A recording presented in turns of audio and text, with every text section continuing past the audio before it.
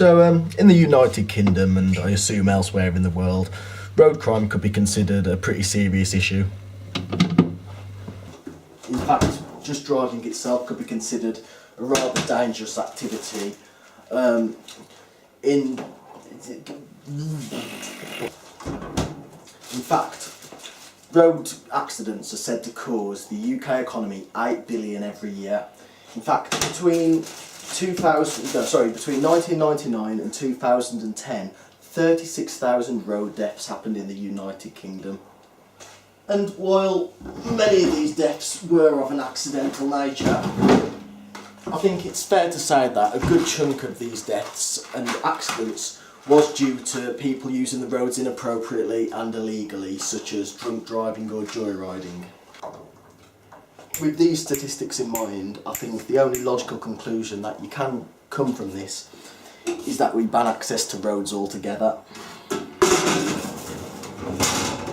Now, I know what some of you are probably thinking.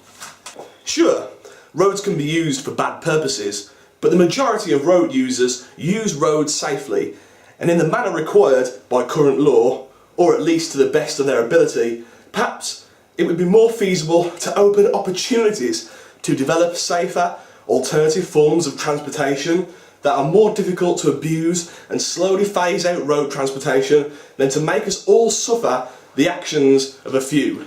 Besides, when compared to bank bailouts, fraud, preventable disease, etc., the economic, humanitarian losses of road casualties are somewhat slim.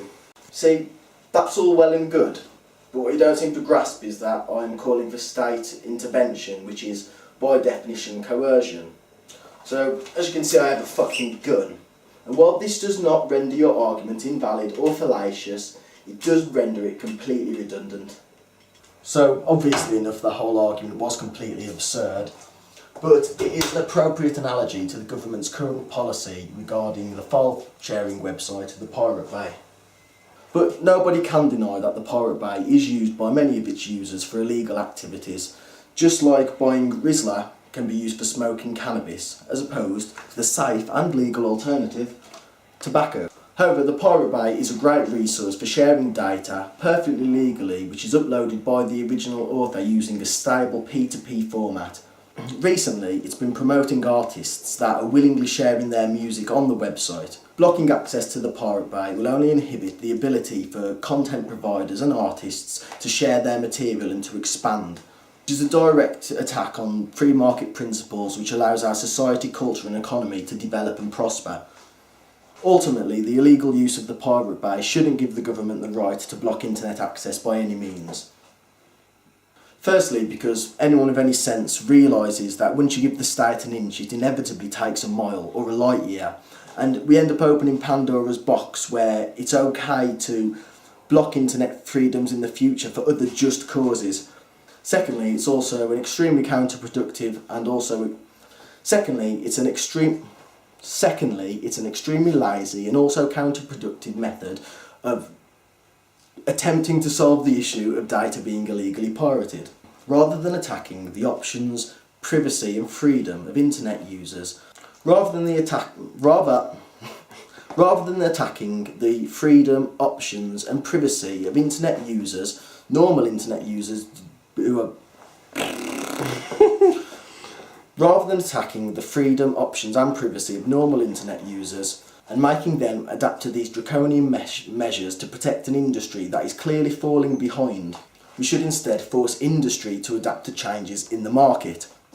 Once again, this is the basis of free market economics, and ultimately this serves to advance economic development. We didn't hold back the development of the telephone in order to save the telegraph machine. We realised that the development of telecommunications brought more benefits than the drawbacks it created, and it would also, in the long run, become more profitable because of the ease of use when using a telephone compared to using a telegram machine. The entertainment and software industries that are being affected by pirated material need to adapt to these changes and develop methods where they can still profit from their products, while also ensuring low costs and ease of use to the consumer. Take services like 4OD and Spotify, which quite clearly lower the demand for consumers to have to go to illicit means in order to get their product.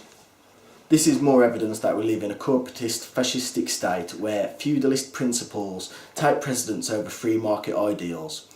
We live in a system where it's capitalism when it suits the elite, and it's corporatism or involuntary collectivism when it doesn't. So I suppose that's it really. Like, favourite and subscribe if you agree with what I'm saying.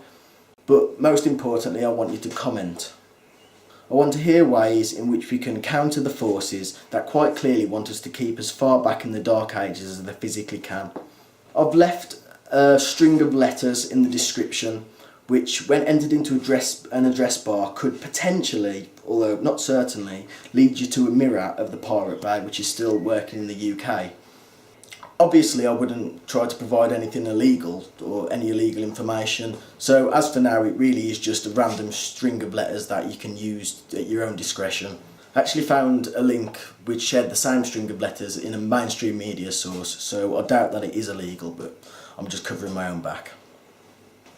So peace, and before I go,